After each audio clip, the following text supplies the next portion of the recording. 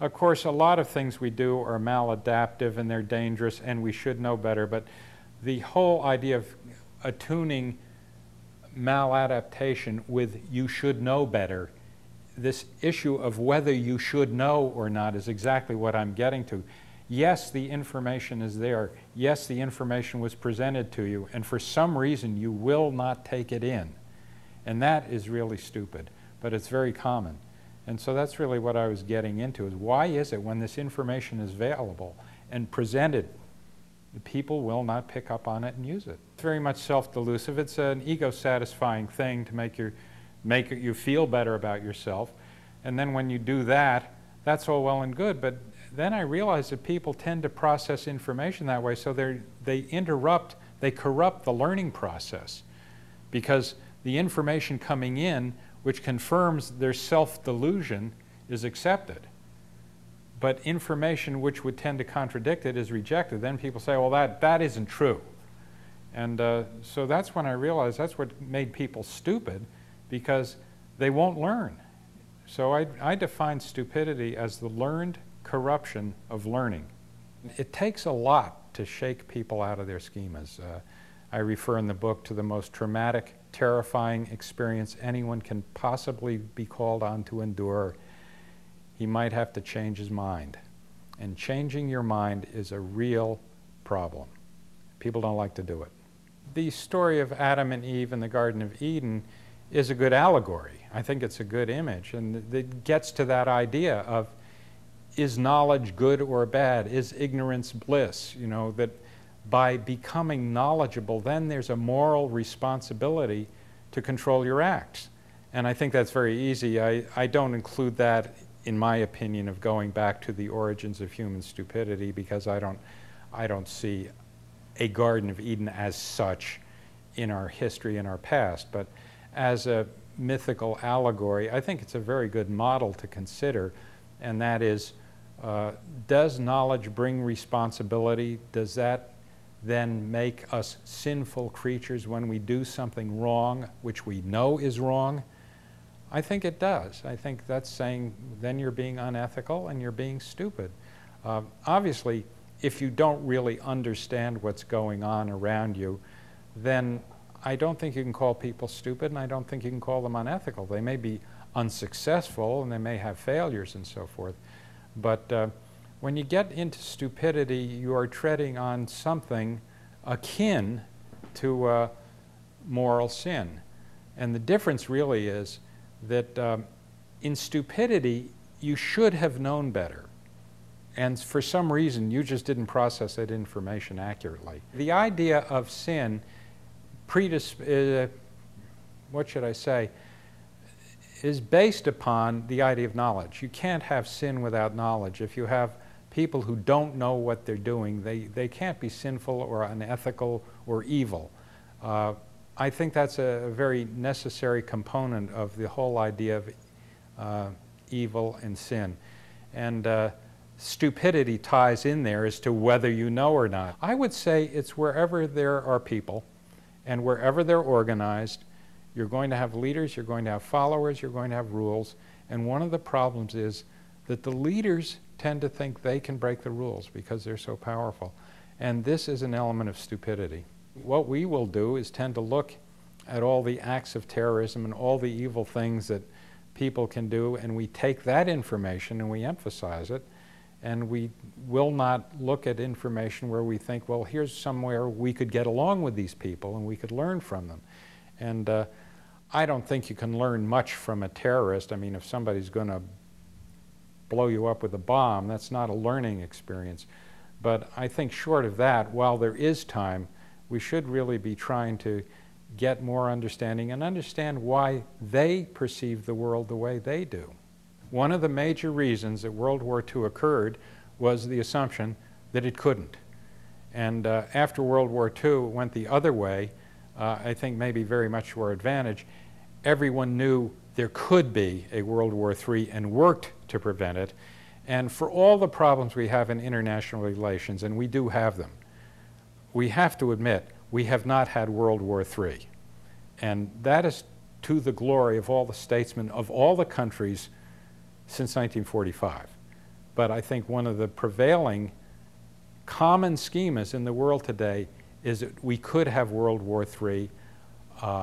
We want to make sure at least it doesn't happen deliberately. If it happens, it's going to be because of some monumentally stupid accident. But everybody, presumably, with control over nuclear weapons, knows better.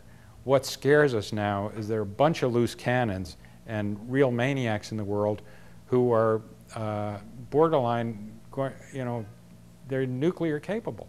And there's some people who are maybe irresponsible who, for whatever reasons, would see it to their greater glory if they did use nuclear weapons. And that's a new element, and that is scary. I feel that humans are the stupidest organism species in existence. I allow that there probably what we recognize as stupidity could be found in other species. But I think we've taken it to an extreme, and that's not just because of stupidity, but because we are extremes in learning. That is the one thing that we are best at. We are capable of learning.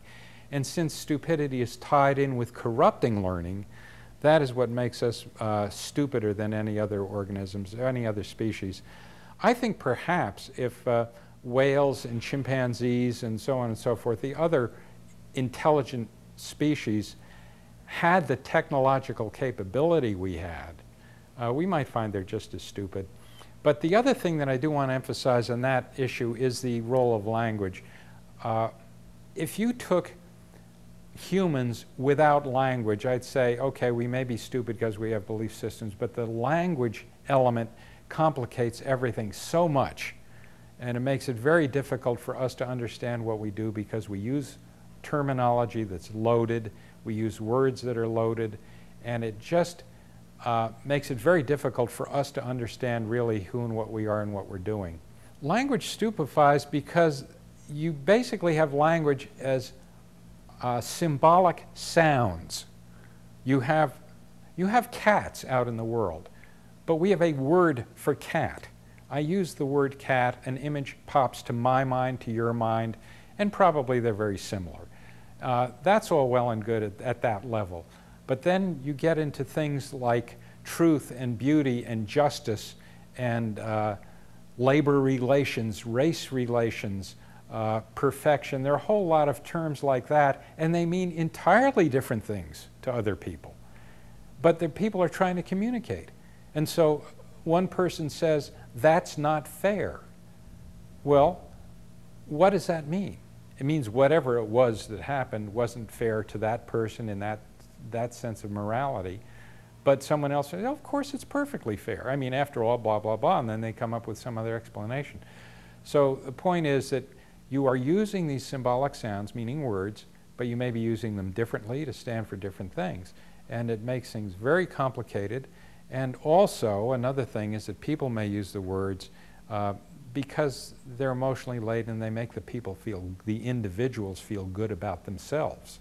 So that's another thing. It may keep individuals from understanding what they're doing and thinking. We often like to think other people are stupid as to show a distance between ourselves, to show contempt. In fact, the use of the word stupid is one of the great swear words in the English language. It's really amazing the words that people will use to put down someone, and they will not use the word stupid. Stupid is the worst thing you can call somebody. And it's amazing how rarely it is used. But when it is used, it is the definitive, final thing. And that really is saying, I don't like you. You are not a member of my group. I don't want to have anything to do with you. It's a way of distancing oneself from anyone else, from the culture, from the values, whatever else. And it's just unfortunate that people occasionally have reason to use it, and they do, because there are stupid people in the world and so forth. But I think it's the kind of thing you should always be careful about using and even thinking, and use it sparingly and just when it's appropriate. And it tends to be overused, but as an expression of contempt. In general, my feeling about television is that an awful lot of it is very superficial. It's geared for about a 7-year-old's mentality. I hate laugh tracks. That's a personal bias on my part. On the other hand, I think there's some very good shows on TV. There's some very educational shows. I watch a lot of the documentary type shows, if I may say, like the History Channel and Nova, Discovery, whatever else. There are a lot of good educational programs, and I like to watch them. So I think the best thing about TV is that it's got something for everybody, and whatever people want to watch, they watch. And if they want to watch shows that I don't want to watch, that's fine. I watch what I want, they watch what they want, and that's all well and good. In a technological sense, we are definitely more intelligent. What disturbs me, and what I see as a profound problem, is that with this technological development, the stupidity we have becomes more dangerous.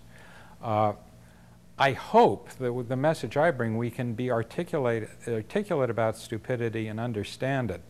And I want to get away from that medieval kind of mentality. And I think we're doing that. So I think there's a lot of stupidity in the world, and I think it's more dangerous than ever.